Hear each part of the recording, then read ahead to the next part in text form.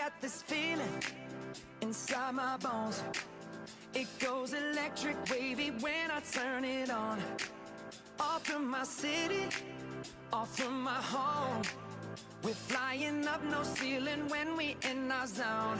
I got that sunshine in my pocket, got that good soul in my feet. I feel that hot blood in my body when it drops. Ooh, I can't take my eyes off of it, moving so phenomenally. You're more like the way we rock it, so don't stop. And under the lights when everything goes, nowhere to hide when I'm getting you close. When we move, well, you already know. So just imagine.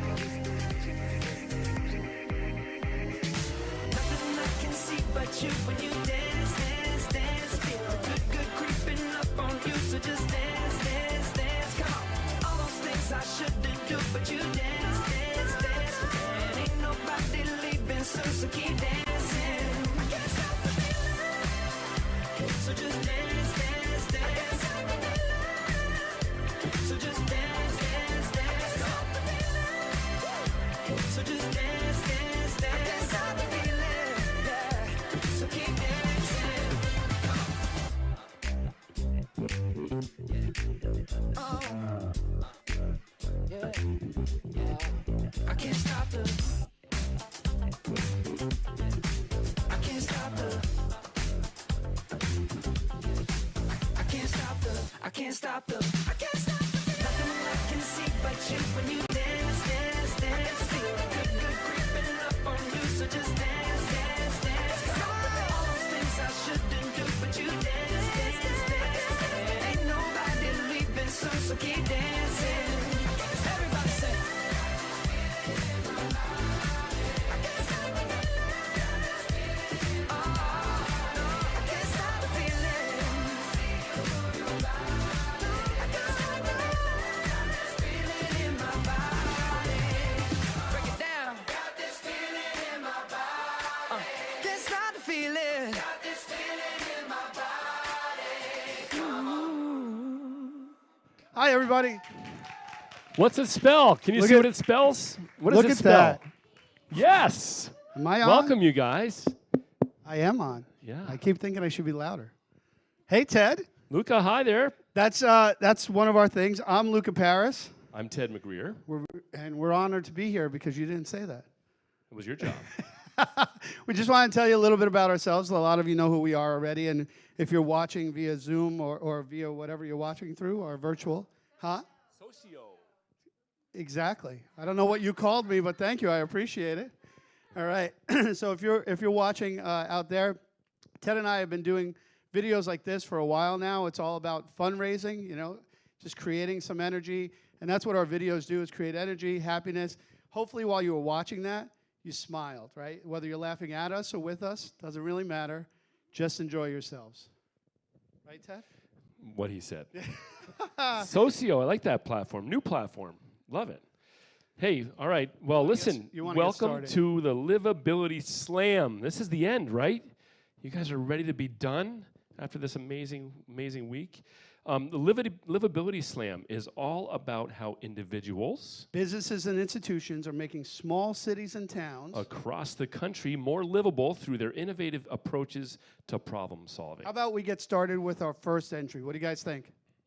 Yay, All right, bring let's it. do that. The first one is the Keene Bike Park, Keene, New Hampshire. Yeah, the Keene Bike Park is a joint project of Brattleboro, Vermont, Keene, New Hampshire, New England Mountain Bike Association, and the city of Keene to provide a fun, family-oriented park where people of all ages can learn, play, enjoy bike-related activities. In 2020, what's called BK NEMBA, which is what he just said, designed, built, and donated the bike park to the city of Keene. Park provides a safe, fun, and challenging place for bike riders of all ages to learn about mountain biking and enhance their BMX skills. Yep, and it's totally enhanced an already vibrant mountain biking community around here. Serves as a destination piece for riders throughout New England, and it's attracting new businesses to the city and benefits businesses when recruiting new employers or employees to the area. It's actually inspired other towns to reach out and learn more about the project. And every day, somebody comes in from out of the area to bike the bike park. So let's watch the video. In 2019, the Brattleboro Keene chapter of the New England Mountain Bike Association and the City of Keene decided to investigate the feasibility of bringing a bike park to our area. We worked with the City Parks and Rec Department's Chair, Andy Bohannon, to identify a location. We decided Wheelock Park here in Keene was the perfect location for our needs. It's got all the infrastructure that a bike park would need, parking, bathrooms. It's also right on some of the bike paths that crisscross Keene. After we had our location, we started talking with different builders to help make this a reality. We decided to work with Powderhorn Trail Company.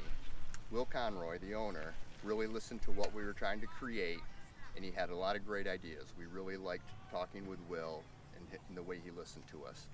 Also, Will's a local New Hampshire company, so it was great to support local businesses. In the fall of 2019, we started fundraising in earnest, holding open houses at the Parks and Rec and having other social media promotions to get the community excited about our project. We'd raised enough money to break ground in the spring of 2020, and we're hoping to continue to raise enough money to move right into phase 2 without ever stopping. Then, in March of 2020, COVID-19 struck, and it kind of changed everything. We really didn't know where things were going to be. Luckily for us, Will's crew's small, and the parks were closed due to COVID, so we were able to begin construction. But we didn't know what that would mean to our fundraising that we needed to do to complete phase 2. Luckily, the community rallied. They saw what we were creating and got excited, and donations continued to come in. We were able to continue with phase 2 in the summer of 2020. In the late summer of 2020, we opened the bike park. It was well accepted by the community. So many people came out and rode. It was a tremendous success. The positive stories from parents and kids, new friendships were formed. BMX riders were becoming mountain bikers. Mountain bikers were becoming BMXers. People were getting together and having picnics at the park. It was fantastic to see everybody getting together. It was exactly what everybody needed after a long spring and early summer of COVID-19, a safe outdoor place to have fun and recreate. As we started on our second year at the bike park, volunteers continue to maintain the park. People are still enjoying it. We're continuing to enhance the park, adding new features, new amenities, and continue to make it the gathering place that it has become. If you haven't stopped by the Keene Bike Park, you should definitely swing by on a Saturday afternoon and watch everybody ride. The smiles on the young kids' faces, the tricks that the experienced riders can do, it's mind-boggling. It's a fantastic place to spend the afternoon in Keene. We want to thank all our volunteers, all of our donors, and most importantly, all of our riders. We did this for the riders. To see the kids out here riding is the most important thing. And thank you for coming and using the bike park. Thanks for your time. That's pretty amazing. Did anybody else envision themselves falling while you were going over one of those bumps? Because I just thought, I thought about it. If I went over one of those, I'd be going straight down. It's an amazing place, though. They have a beginner track around the outsides. You can slowly kind of learn how to roll your bike over that stuff. It's been such a blessing for Keene to have that bike park. So thank you all. Are we going to see you on there someday? I go over there and ride it. Do you really? Absolutely, yeah. That's worth the price of admission, everyone. All right, well, let's move on. We're actually going to be talking about, this is in Nebraska, Stapleton, Nebraska. A place is called Creative Printers. It's actually a newspaper. Let's see if the Keene Sentinel wants to do this later on. It's about a newspaper company that did something incredible. They surveyed the community, and they showed that they would like wine and spirits since they were not available there. They removed all the back of the house newspaper office and remodeled it into Herbie's Speakeasy. It helped subsidize the newspaper and their job printing business. It's the only newspaper liquor store in the nation. It's in a town of 257 people. So it's really incredible what they did. This has also helped out all their other retail businesses. Yeah, people are coming from all over to see this speakeasy. Apparently, the speakeasy has brought a lot more people into their newspaper office. It's allowed them to share their newspapers with people and give them some history about their community. Apparently, the newspaper is the oldest continuous business in Stapleton, dating back to the first publication published in a tent in 1912, prior to any buildings even being built in that town. This is a great video. Roll it.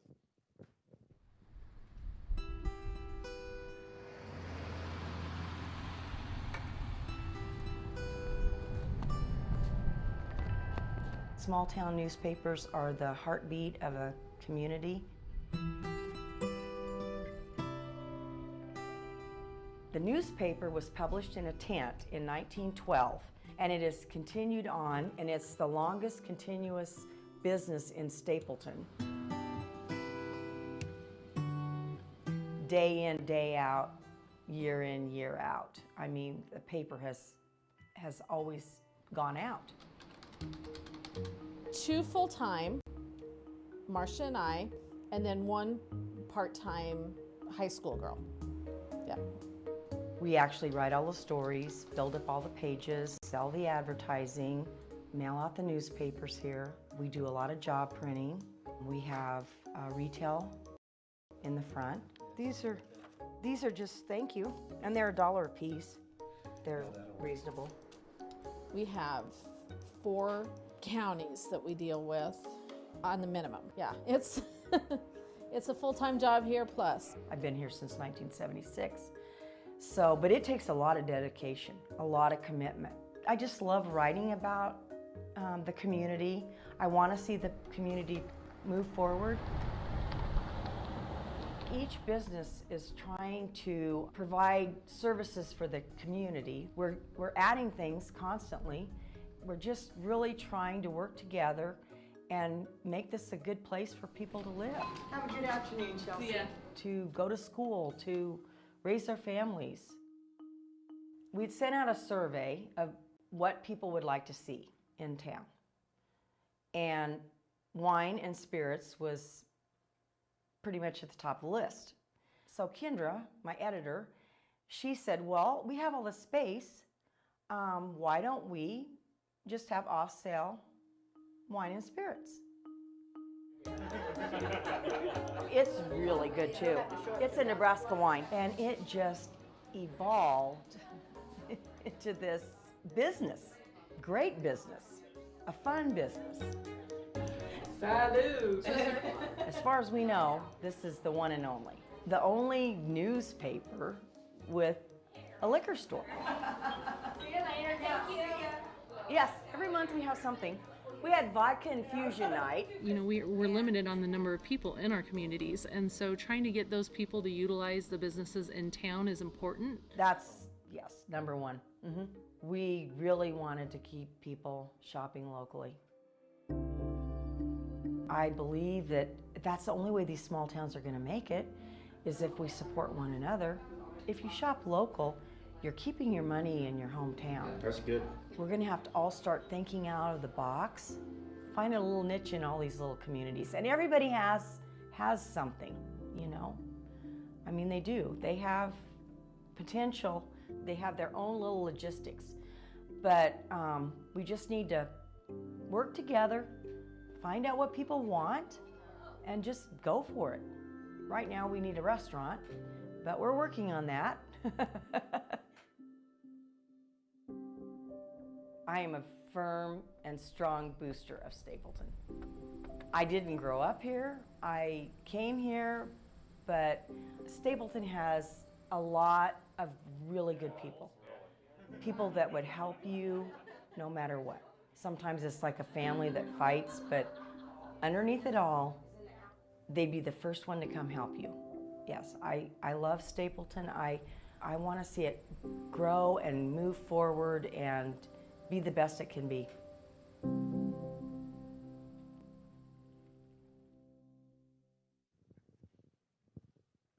That was pretty awesome.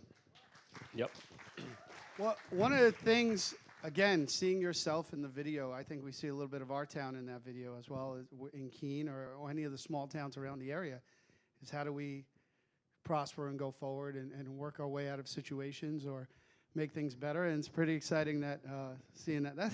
I want to go there. Maybe the answer is just open a speakeasy. Yeah. That's all you got to do. Right? I heard they're opening a restaurant in the back of the gas station, so Perfect. Not happening. All right, Placework, New Hampshire. This slam video depicts the ways they're fulfilling a commitment they made to a 2030 challenge they had, which was moving towards all new buildings designed to be carbon neutral by 2030. Yeah, this effort addresses the long game of livability. How can they collectively work to avert the worst effects of climate change?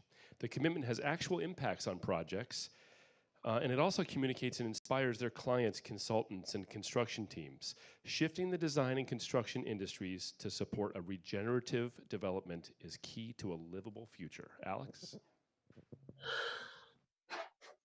It's going to be so beautiful when we get there. Yeah, it's going to be beautiful, and we sort of have no choice. But first we need to get there. Maggie, did you pack the sustainable building materials research? The architects at Placework are preparing for a journey toward a carbon neutral future. This year we signed on to a national commitment to make every new building carbon neutral by 2030. Yes, I'm finding and bringing long-lasting building products with minimal carbon footprint. Liz, do you have the passive design strategies? Passive heating, shading, and daylighting? Got it. Connor, do you have the commitment to training and research? Yes, we are committed to keeping current with sustainable practices. Alyssa, what about our accountability tools?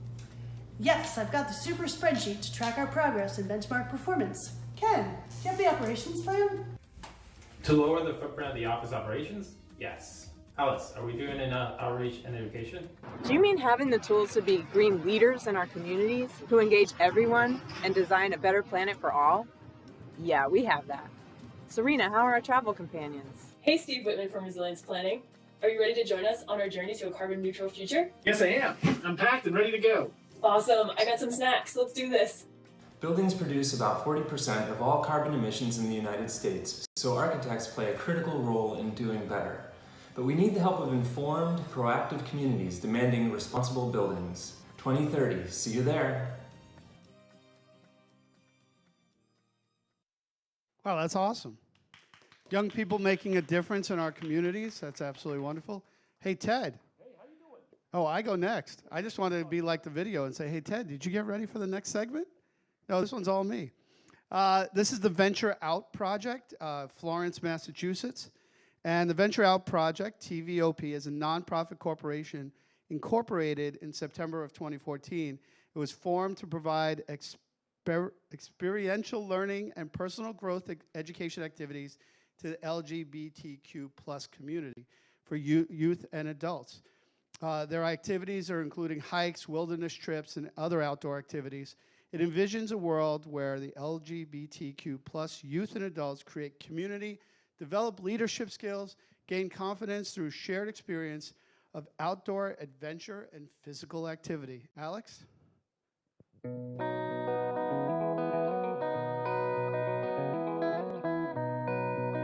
We get folks from all walks of life, all genders, gender expressions, sexualities. People that wouldn't normally go on other trips, they come to us and they're like, I wouldn't go on, this trip, but because you're a group of queer people, I feel safe. I want to come and be with you all. All right, is everyone ready? Yeah. Being a queer person in the outdoors, you don't see a lot of yourself out there. You don't run into a lot of people that you're like, oh, hey. Sometimes it's, kind of scary, even, or hidden. If you're trans, you may feel pretty vulnerable. Any variety of not fitting in. So it feels incredible to create these groups, and a lot of people come to us and say, it's so great to be together and be in this queer community. We get a lot of folks that maybe aren't out in their communities, and they come on these trips and they're able to talk about themselves in a way that they're not able to with their whatever it is that they do in their regular community. And so that's one of my favorite parts.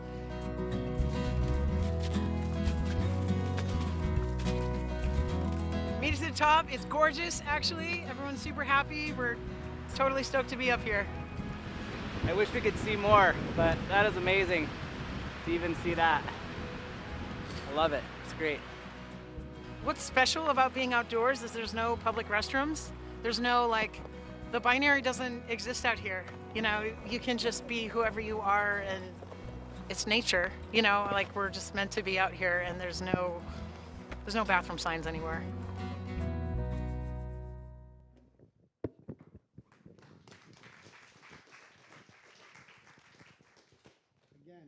it's incredible to watch all the things, and we have so many great ones coming up as well too. This is fun for us as well. You guys haven't seen any of these yet, have you? Oh, good. All Good. right. Neither are so, we. So this is fun for you, No, I'm right? kidding.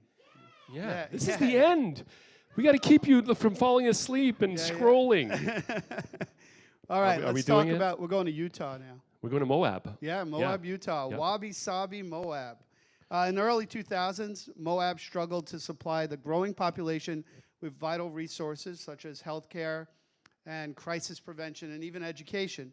The story of Wabi Sabi, I thought we'd put it on food, but Wabi Sabi began when a particular woman named Sarah decided the most impactful way to help her community was to fundraise for struggling nonprofits, and that provided the town with these vital resources. To this day, Wabi Sabi continues to fundraise money and materials for Moab's nonprofit community. Yeah, Wabi Sabi is able to now provide over 65 local nonprofits with money and materials each year. These nonprofits provide vital services to their community that range from crisis prevention, youth mentorship, healthcare, affordable housing, food, agriculture, and education. Just last year, Wabi raised over $100,000 in this tiny little town to give money back to these nonprofits. Roll it, Alex. Hey guys, so a lot of you want to know how Wabi Sabi got started as a thrift store. It's an amazing story. It starts with this one woman in a small rural town who had a big idea and started small. Our thrift store is located in Moab, Utah, which is in the southeast corner of Utah and Colorado. It's also home to Arches National Park, which attracts over 1 million visitors a year. And our town is only 5,000 to 8,000 people strong. With that being said, back in the early 2000s, it was even smaller and resources were even more limited. In order to survive, the community rose up and started a whole bunch of different nonprofits that served as vital resources for our community members, while those nonprofits still struggled financially to survive. So Sarah had a big idea. She wanted to start selling items out of her home in order to fundraise for these nonprofits in town. Well, what that looked like back in the day was people would come to her home, purchase an old raft, say, hey, I want this $5 or $10 to go towards this particular nonprofit in town. That's what she did, and it took off and became the thrift store we know and love today as Wabi Sabi. We still practice that. So at checkout, right over there, when you purchase an item, you will be asked which nonprofit you would like to donate your dollar to. And we still help provide these vital services to our community through fundraising in our nonprofit thrift store. Hopefully this inspires you to do something big in your small town. If you are interested in more of what Wabi does and our local impacts, you can visit us at our website below and follow us on any of our social media outlets. Thanks. Hey TikTok, you want to know how this $5 thrift store supports over 100 nonprofits in our town? Hide behind the clothes. Stop filming. Look at this. I know. Wabi Sabi is a nonprofit organization whose mission is to raise funds through donated materials for our local nonprofit partners, in which we have 10 this year. So these nonprofits support Moab all the way from youth mentoring to crisis prevention to healthcare. How does it work? So every time you make a purchase at this thrift store, we donate a percentage to a local nonprofit partner of your choice. You're welcome. This is our bulk container. Last year, we saved over 30,000 pounds of clothing materials from going to the landfill. And with that, with the donations, we were also able to raise $100,000 in money and materials for our nonprofit partners. And this company takes the materials and recreates it into something new. How did Wabi give back to our nonprofits last year? So last year, we had a COVID relief fund. We gave a $2,500 grant to Canyonlands Field Institute, and they used it to create their first ever adventure day camp for kids. So 50 Moab kids got to do full day camping during the middle of the pandemic for 5 weeks. And we have a scholarship program, and we awarded a scholarship to Brady at the Multicultural Center, and it allowed her to become a professional Spanish-speaking medical interpreter. 3 years. G9's done it for about 10 or 12. At least 12 years. Fun. Underwear. More underwear. Thanks for watching our video. Hope you're inspired and follow us for more information. That's pretty awesome. This is such a great name, Wabi Sabi. Wabi Sabi. Yeah, love do you it. have do you have a TikTok account? No, do you? Yeah. Oh, jeez. Of course he does.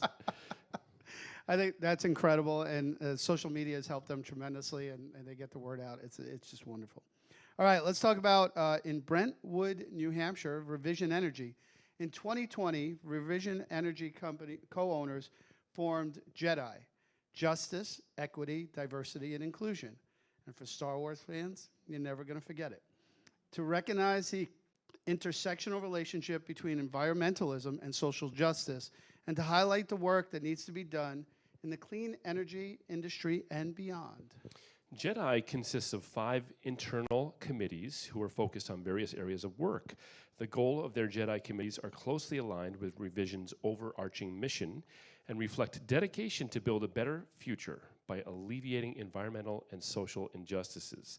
This is such a creative video. You're going to love it. Alex, run it. In a society full of inequality, a society where conflict and turmoil abound, there is hope. Revision Energy, an employee-owned B Corp, stands for justice, equity, diversity, and inclusion. In the year 2020, the JEDI Initiative was created. Together, the JEDI focus on recruiting and retention. We seek to not only diversify our workforce, but ways to encourage that diversity from within. Gender equity. This community of female co-owners seek to support women who work in the trades and other STEM fields. Education and training. We educate families about renewable energy and the environment, as well as provide employee training through our in-house apprenticeship program. Advocacy. In our quest to build a better and more just society, Revision Energy is committed to providing voter resources. And low-income solar. We strive to make solar more accessible for all. We support food pantries, nonprofits, and schools by donating time, money, and land for community gardens. We are all in this together. Together, we can create a sunny age in the world to come.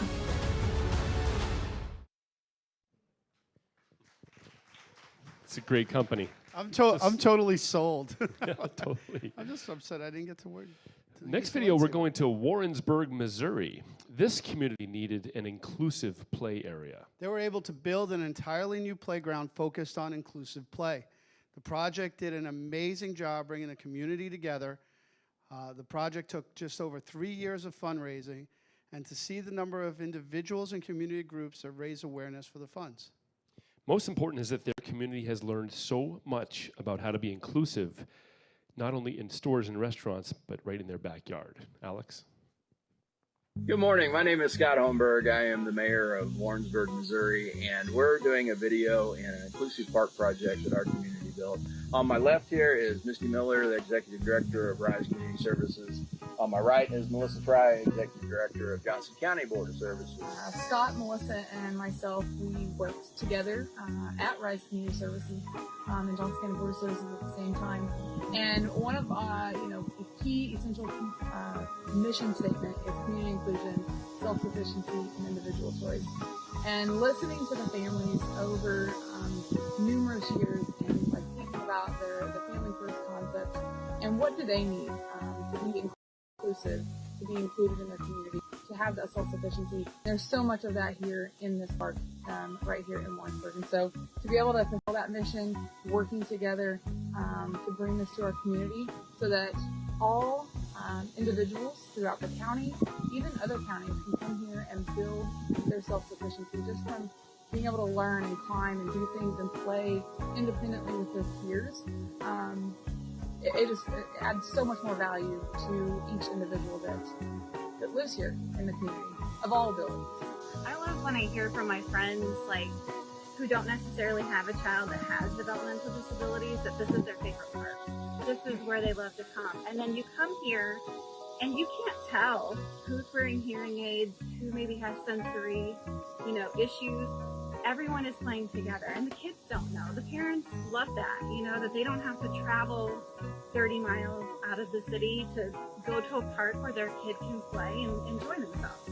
One of the things I'm most proud of, and the reason why I think Radically Rural is a neat opportunity to share, is that our Parks Department did not have a $350,000 budget, and so there was a Missouri Department of Natural Resources grant for $150,000. The rest of that money was community raised, and so this park was funded by the community, doing various things, everything from lemonade stands to garage sales to birthday events on Facebook, etc. The city had a trust fund that matched a portion of it, but the majority of this money, well, all of it, was community raised. And so this is not a tax-based park. Parks Department certainly maintains it, but our community built this park, and I would suggest that every community can build a park. And I think you'll find that everyone in the community wants to get behind it. Yeah. This is like not one of those this side, that side, political, anything. It's just everybody wants a place where their kids can play, and everyone can get behind, and everyone supports that, and everyone will give their pennies and dollars and wherever to make that happen within their community. How this has opened up opportunities for not just our community, but other communities, and how we can share our experience with our neighboring counties and neighbors on how we did this. And so very fortunate that we were able to work together, and so that we can work with other counties and grow these opportunities in surrounding areas. So it's been a great experience all around for not just the individuals that are partaking and playing here. Obviously, there's other people that also come here, and we also go there and share our experience. One of the nice things too is that now the Parks Department is thinking about inclusion as they build new parks, as they add to their existing parks. This has become a conversation that how can we, when we're replacing the slide that's 10 years old, make it to where someone with cochlear implants can go down the slide. It just becomes part of the natural conversation going forward. I think that cities really have a role to play for infrastructure, streets, sewers, public safety. I think a lot of the really nice things need to be citizen-led and community developed. And I've seen a lot of activity in our community with this park that shows that that's true. I think, I value this park because we together with everyone, obviously, launched the idea. But everyone that comes to this community, they can say, I built this. Not we didn't build this. Each individual that comes here all had a part in building it, designing it, all of those things. We really took that input and got that customer insight, and we built what the people needed in our community. Well, thank you from Warrensburg, Missouri, and we hope you have a very blessed day. Peace.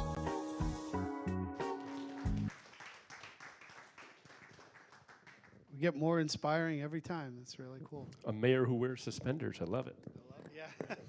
He really got dressed up for that video. Didn't he? All right. Onslow Polished Productions, is that right? In Anamosa, Iowa. The God Bless America sculpture is a traveling representation of the work of Grant Wood, based on the American Gothic painting. Having been a native of Anamosa, local citizens gathered together to rent the sculpture a few years ago. After seeing the success of the sculpture and how it triggered a desire to know more about the art and Grant Wood, the community is now working to permanently purchase the sculpture and keep it on display year-round. Yeah, the community became more livable as it breathed life into an unused space in their downtown, opening up a vacant lot into a art park. Community businesses and children painted pickets to set up a picket fence behind the sculpture to add local flavor to it. It brought so many people outside to see the art and toured the other art elements of their downtown. Especially with the ravages of the pandemic, this was an easy way to take part in the art community while still being outside and safe from potential close contact in a museum. This is such a fun video. Wait till you see the sculpture. You're going to love it. Alex?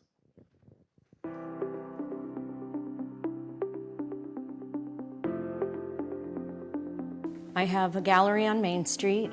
I represent and showcase artwork from about 25 different local artists in eastern Iowa, mostly Jones County. We do kids after school art programs. I have been an artist like my whole entire life.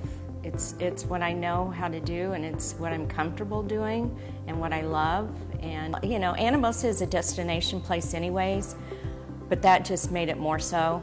And it was a good reason for people to come to town, and then they'd see the sculpture, then they'd be like, where can we go eat? What, you know, we'll buy gas. Here's a little shop. Let's go in here and see what they have. And so it was really good for businesses on Main Street. It was just a huge draw for our community, and wonderful having it here. And it meant so much. It was like it belongs here because it's Grant Wood, and we are Grant Wood. You know, every community has something that's unique to it that sets it apart from every other place. And we're very lucky in Anamosa to have something quite unusual that sets us apart, and that's Grant Wood. He was born here, he grew up here, he's resting in the cemetery on the edge of town. All you have to do is drive out into the countryside around town, and you'll see the inspiration for his paintings. So he really sets us apart, and that's why having that statue in our town is just so very fitting. I might also add, just on a personal level, our little granddaughters couldn't get over it. I can still see them clambering around the old suitcases there on the bottom of the statue. No, it was a real conversation piece, and it really excited a lot of people to have the chance to see it. And we need this statue because this is what makes Anamosa special, it makes it unique, what will bring people to our community. They want it to be here. They want the statue here. The statue brought busloads of people in, busloads of school kids in, just tourism buses came in. And then, of course, they stopped at the gallery, and that brought us business also. So initially we were offered a price of $20,000 to bring the statue to town for 6 months, and that we ended up raising that amount in a little over 2 weeks.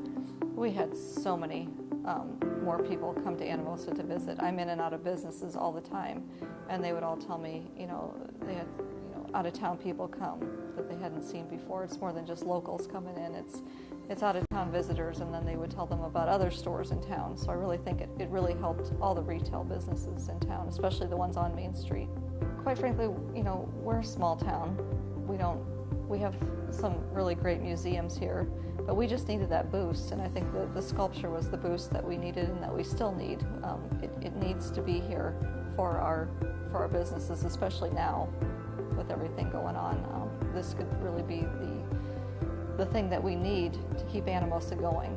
At the time that the sculpture was here and located in Anamosa, it seems like every time I drove by it, there was a group of people, handful, larger groups, just taking it all in. So the sculpture has been a very big benefit to the city of Anamosa. Well, how it affects the economy, that type of foot traffic, you know, has to impact whether it's a restaurant or a adult establishment for liquids. Even your retail shops, that, you know, the individuals that were taking in the statue weren't just young, they weren't just on the senior side, it was a wide range of everything in between. So the retail stores, I'm sure, seen plenty of foot traffic due to the sculpture being here. The community embraced the statue when it was here. They developed a relationship with it, and it is certainly a piece of history that they want back. With Anamosa being the final resting place for Grant Wood, it's only fitting that the final resting place for the statue be in Anamosa. We need your help. We need the sculpture back in Anamosa permanently. In order to do so, we need your help for our community, for our businesses. We need your help. And you can send your money to the address on the screen or phone number and contact us directly if you have questions, and we will be happy to answer them, but we need your help.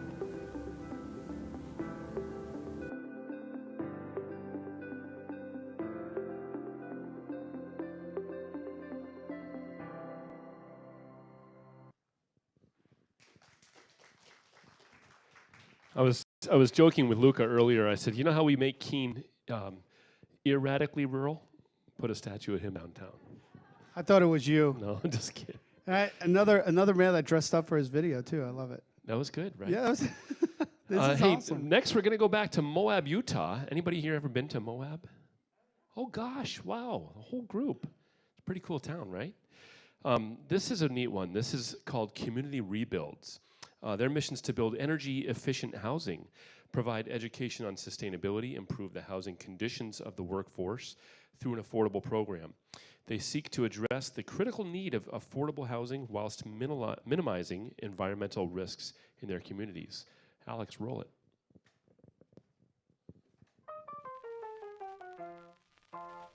(1950) Moab, Utah. The uranium boom hit the Colorado Plateau, with Moab at the center of it all. A small town was suddenly bursting at the seams with prospectors who wanted to strike it rich. As the industry grew, a uranium mill was developed 3 miles from town. To house all of the mill workers and prospectors, trailer homes started popping up in great numbers. About 60 years later, long after the uranium mill closed, Moab had become a popular destination for tourists and outdoor enthusiasts. Housing prices skyrocketed due to the development of vacation homes and short-term rentals. The trailer homes built during the mining days were the only affordable housing option for locals, but they had become dilapidated over the years. Emily Niehaus, a then Moab loan officer, had an idea to address this issue. She wanted to replace the dilapidated trailers with homes that were both affordable for local residents and sustainable. She thought to herself, what's the cheapest thing to build with? Mud and dirt. And how do we keep it warm? Straw. So straw, locally sourced clay and plaster, and active and passive solar design became the foundation of her project. Though straw bales are cheap, the only problem was that the labor needed to build straw bale houses is expensive. Many hands are needed to complete a home, and not many people are trained in this type of construction.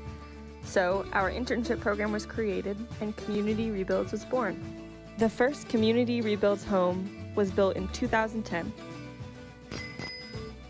Since then, CR has built 47 homes, housed 57 low-income people, and educated over 300 interns. 67 people and counting are currently on our wait list. In 2021, we're building 12 homes, the most we've ever built in a year. In 2020, we're celebrating our 10-year anniversary of building affordable straw bale homes. With your support, we can continue to grow.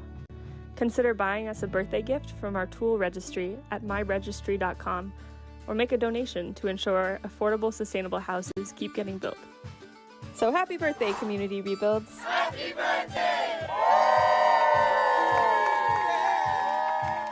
Thank you for watching and supporting Community Rebuilds.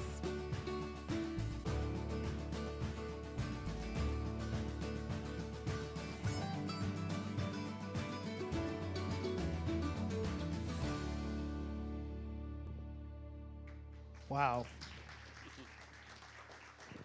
Anybody writing these ideas down? Because if you need them, these are great. People that are finding ways to handle the situation. Housing is a huge situation in all our rural towns, and this is incredible. So we're going to go to Oregon now. Hood River, Double Mountain Brewery and Cidery. At Double Mountain, they strongly believe in sustainable futures, supporting the planet in numerous ways. They've implemented several sustainable initiatives. They include the largest solar panel installation in Hood River. I can't even pronounce some of the other counties, but Wasco and Klickitat? Does that sound right, Ted? You nailed it, buddy. Klickitat County. You nailed Look at it. that. Several restaurant initiatives, and most importantly, refillable bottles. The solar panel system will allow their warehouse to become a net zero building within the next 3 years. Most significantly, refillable bottles have 90% less of a carbon footprint than cans, and they create a circular economy containing no plastic and make the future sustainable. Yeah, Double Mountain Brewery, aside from lowering their carbon footprint, the initiative brings attention to sustainability and community. Customers and community members get involved with the program, spreading and supporting the benefits of utilizing refillable bottles, creating a product that inspires change, encourages community, and assists in a more sustainable future. How come the bar's not open? I don't know. Beers. Yeah. Our next crisis as a country, as a world, is the climate crisis. Governments, individuals, businesses all have to take steps forward to make effective change. I want to be a leader in that process. We had an opportunity like, why not put beer in a returnable bottle? So we partnered with the OBRC. They have a 12-ounce bottle. They have a new 500 ml bottle. That bottle can be cleaned and put fresh beer into it 25 to 30 times. With that heavier glass, it protects it against sunlight, so ultraviolet rays don't get through to spoil the beer. Because each time you reuse that bottle, you cut the carbon use of making a new bottle by 90%. It's the equivalent of 67, 68 cans that you would throw away. So if you're another brewery, I encourage you to use the best bottle going, that tastes the best, has the least carbon in its life cycle. And if you're a consumer, keep drinking beer, keep loving our planet.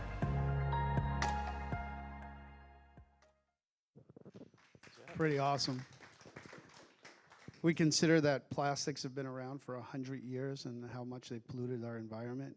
Things like this change everything starting now. So in Milford, New Hampshire, Citronics Corporation, one of the community partners, Share, had partnered with a textile recycling group called EcoSmith Recyclers. They take used clothing and textiles and either resell or repurpose them and share the proceeds with the organization that collects the textiles, in this case, sharenh.org. Yeah, Citronics created an ongoing collection of site within the facility. It's delivered hundreds of pounds of textiles since the inception of the site. So instead of designating a short-term used clothing drive, they've created a space dedicated to ongoing collections. It's increased the amount of textiles that have been donated, resold, reused, recycled, and increased proceeds to benefit Share. I can tell you right now that as my business here in downtown, I use EcoSmith Recyclers. We recycle sneakers, and they give us 50 cents back to a nonprofit of our choice. So EcoSmith is actively looking for places and businesses in town to do business for free. But check it out. Alex?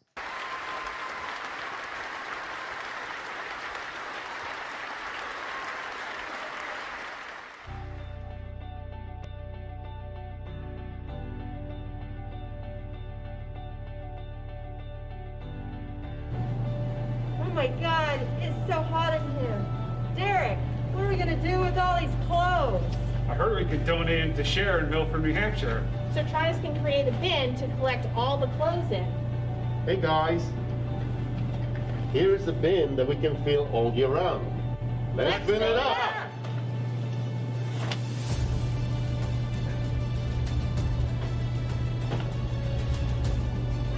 Citronics developed this perpetual donation bin so we can donate to Share during the COVID crisis.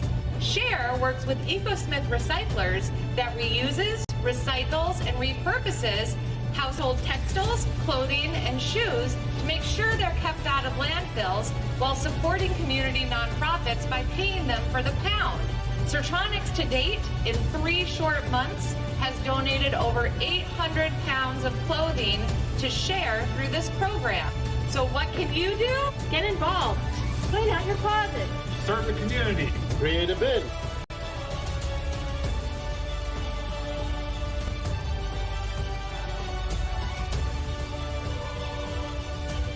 Thank you.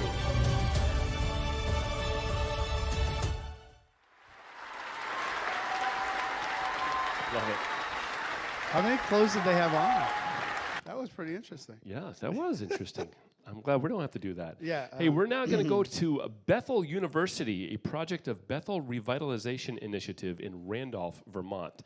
This is my personal favorite video. During the month of March each year, this tiny town of Bethel, Vermont transforms into a bustling, vibrant college community. It's home to Bethel University, the world's first free community pop-up university. For 1 month only, anybody can teach a class or take a class under any topic under the sun. And everyone can take classes for free. Professors sign up to teach classes all over the town in the library, homes and schools, town hall, businesses. They share their skills and talents, from graphic design to Spanish language to needle felting and even sushi rolling. I'm going to take a class in sushi rolling. You should. So BU started its first year offering 18 classes and serving 134 students. By year 4, it had grown to offer 77 classes and drew more than 100 registrations from all over Vermont and neighboring states. The all-volunteer BU team also organizes parties and festivals, hosted an annual graduation celebration. What started as a quick, cheap, improbable experiment has grown into a powerful model for community building, economic growth, leadership development, and downtown revitalization. Alex?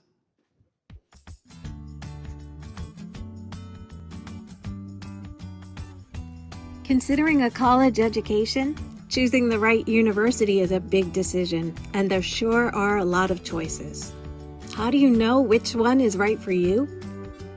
Easy. It's BU. Welcome to Vermont's Bethel University, a free community pop-up university. We're the most affordable, least selective university in the world. The bucolic town of Bethel, Vermont is the perfect home for our campus. In fact, it is our campus. So, what's a pop-up university? During the month of March each year, anyone can teach a class on any topic under the sun. And everyone can take classes for free. Classes just have to be held during the month of March within the town of Bethel, and they have to be free for everyone. And we do mean everyone. Whether you're 8 or 80, an experienced professor, or still in kindergarten yourself, BU is a great place to teach and learn. Our diverse faculty members teach everything from French and geology to blacksmithing, auto mechanics, and even Minecraft. You can also try your hand at student government, join an intramural team, and yes, grab a beer after class. And don't forget to take advantage of our 29,000-acre campus. BU is pretty unique, and that's because it's a university by the community, for the community. It was founded in 2014 after Tropical Storm Irene devastated Bethel, not because we needed a college, but because we needed community. Like many rural towns, we'd seen better days. Our main street had great bones, but it needed revitalization. There were few ways for people to get involved and meet each other, and no town staff or budget to help. A small group of volunteers with the Bethel Revitalization Initiative started asking what people imagined for our future, and naturally we picked the most ridiculous, audacious idea we could find. With just a $2,000 grant and 6 weeks of planning time, we launched the first semester of Bethel University, and the payoff has been unbelievable. This little pop-up university now draws more than 1,000 registrations every year, bringing people into Bethel from all over Vermont, neighboring states, and even a few other countries. The benefits are huge for our professors, who get to experience teaching, sometimes before they even graduate elementary school. And for people, including new residents, who have a reason to get out of the house during March and a chance to meet other people and feel welcome. For our local businesses, which host classes and find themselves drawing in new customers. And for our community overall, which has learned that pop-up projects and experimentation are a great way to tackle revitalization. Still wondering whether BU is right for you? It is. A BU education costs nothing, and we accept everyone. You can earn a diploma with just one class, and yes, everyone has something to teach and offer. We hope to see you soon as a student, or a professor, or a dean, or all of the above. And if you're too far away, just start your own pop-up university. See you in class. That's amazing. Love it. Isn't that incredible? I want to go there. I think there was an Italian class too. Did you see that? And a wine Shoemaking class. I'm a shoo-in for that. Let's go to Central Wyoming College, Lander and Alpine Science Institute. Whew, that's a lot for one thing. It's in Lander, Wyoming. It's located in the foothills of the Wild River Mountains at the Central Wyoming College Alpine Science Institute.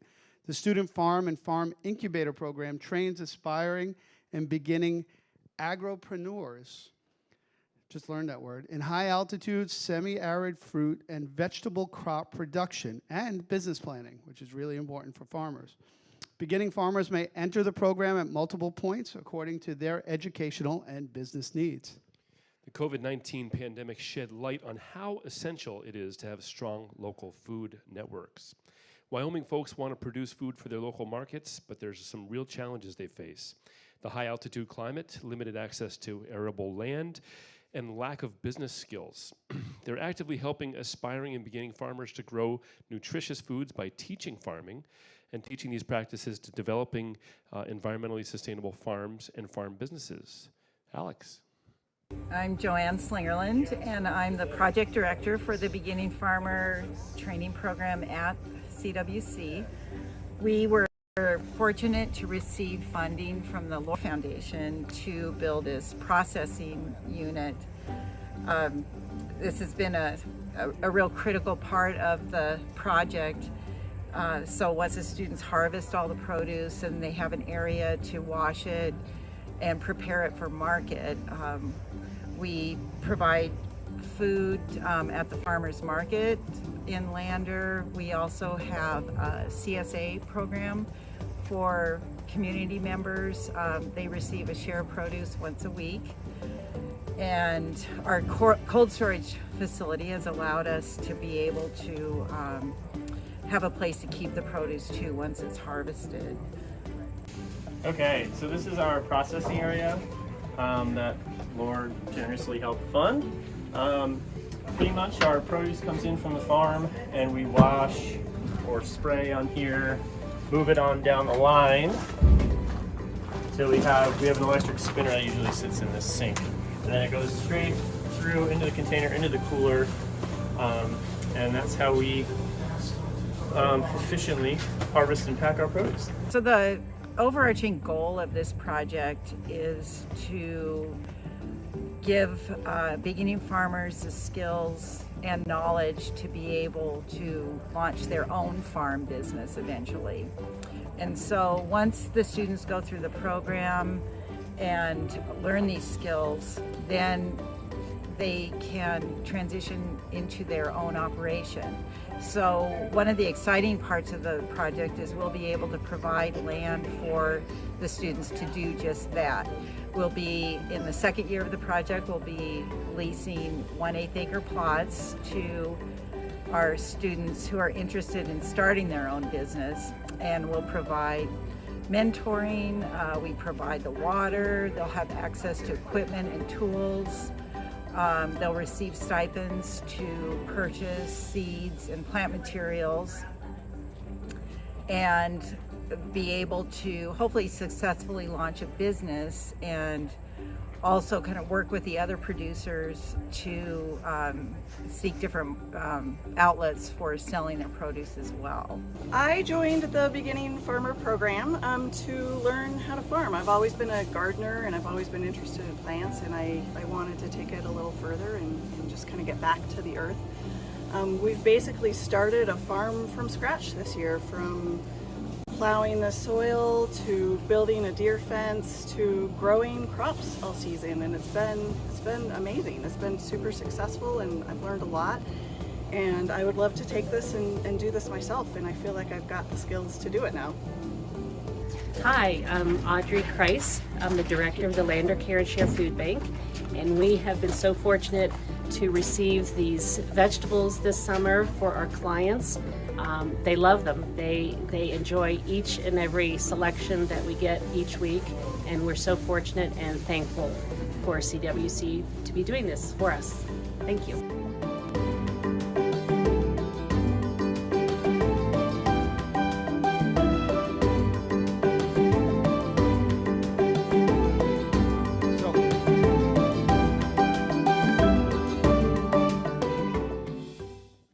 Ted, before we go into that, Yeah, this has been incredible. That was our last video. We just want to let you know that. And I feel like it's been incredible how they inspired these last couple of days. Hopefully you've been inspired for something for your community. I know we have for ours, and it's been absolutely incredible and an honor to be up here. Yeah, it is, and it's a new building. How about this new space here, the showroom? How nice is it? Yeah, it's great. So thank you for attending here and for our virtual guests here too. And I guess I can hand it on over, can I, buddy? Yeah, let's do that. All right. Now a few words from Radically Rural's Executive Director, Juliana Dodson. Way to go, Juliana. You need this? Yes.